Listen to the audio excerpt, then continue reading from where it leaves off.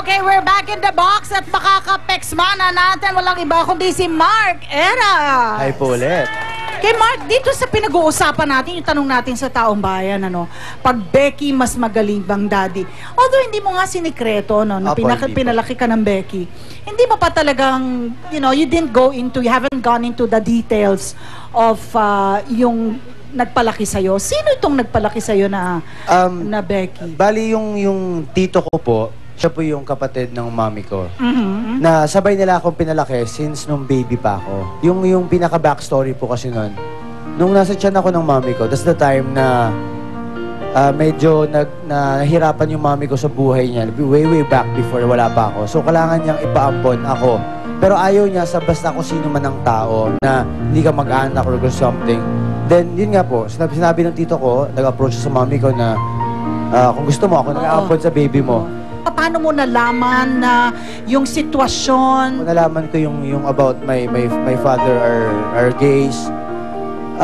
Siguro mga 5 or 6 years old ako. Kasi ako naman po kasi yung tipo ng tao na hindi ako basta-basta nagja-judge ng tao. So doon sa inyong barangay, di ba, sa eskwelahan? In fairness naman po sa mga nakasama ko sa buong buhay ko sa Laguna, syempre never nila akong inasar na kunyari, daddy mo, bati, ganun-ganon. Walang ganun. Dahil nakilala ho ako ng mga kaibigan ko doon kung ano ako ngayon. Siguro dahil din alam nila na nirespeto ko sila. Kaya kahit ni minsan hindi pumasok sa utak nila na asalin ako about sa mga ganung personal na bagay. Dahil hindi ko naman kinahiya po sa kanila yun. Which is something na nagugulat ako dahil ka parang sa akin, ay naku, kawawa yung bata kasi may stigma na Becky yun. So sa'yo, wala. Binaril mo yun. Yung yes, may mga experience po before na during grade school, high school days, pupunta kami ng malls. May kita ko yung dad and yung tito ko na magka-holding hands. Medyo aatras ako. Sabi ko, ano ba to? Nakikita ko. Or minsan, mas uuna ako sila maglakad. Yung mga ganong klaseng bagay lang. Pero, yung totally na ikahiya ko sila at mahiya ako sa buhay na pinagdaanan ko, wala ho, never ho nangyari sa akin yun. At of all the parents in the world, pwede mong piliin kung sino ang pipiliin mong magulang. Sila pa rin ba ang pipiliin mo? Hindi ko kailangan magpalit. Hindi ko kailangan maghanap ng bagong magpapalaki sa akin. Mama, kapiling po natin dito ngayon. Ayan, si Vic, ayan, si Ate Vic. At sabi niya, oo, okay daw ang daddy na Becky dahil ang kanyang daddy ay isang Becky. O parang experience ni Mark. Parang si Mark. Kwento mo naman po ito. Paano yung setup? Ay, kasi po, isang anak lang ako.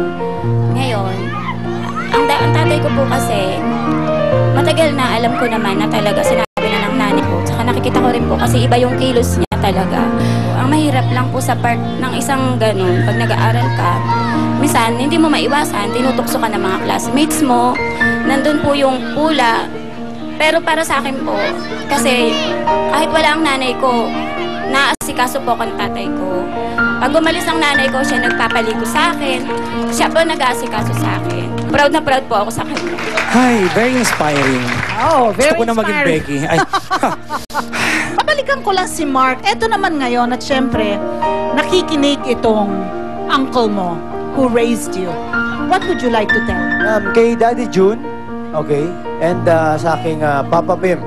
Ayan. Thank you for raising me well. Well, alam ko po, ang daming yung pinagdaanan sa akin, ang daming yung kayo nagpaaral sa akin. Maraming salamat for taking care of me. And now, na nasa showbiz na ako, alam natin may mga problema, may mga issues bahay, money, intriga. So just don't worry dahil this time ako naman po yung mag-aalaga sa inyong dalawa. And syempre, yung mami ko andyan pa rin. Kasama kayo. Kayong tatlo sa buhay ko yung pinakamahalaga sa akin ngayon. Kaya sa inyo po, Dad, Papa P, maraming salamat. Kung ano man yung mga nagawa akong kasalanan sa inyo, alam ko naman naiintindihan niyo ako. At I love you so much. At maraming salamat dahil hindi dahil sa inyo, hindi ako si Mark Eras. Totoo at tapat sa pexmanan, Mark. We really appreciate the honesty. Salamat po. Marami kaming natutunan. Ako mismo, ang dami kong natutunan sa'yo. Thank you very much for being with us this morning. At sa atin pong pagbabalik, kwento po ng isang babae na mas pinili po ang isang Becky kesa sa isang tunay na lalaki para maging ama ng kanyang anak.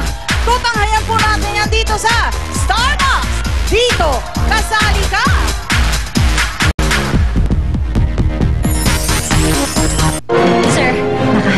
superhuman.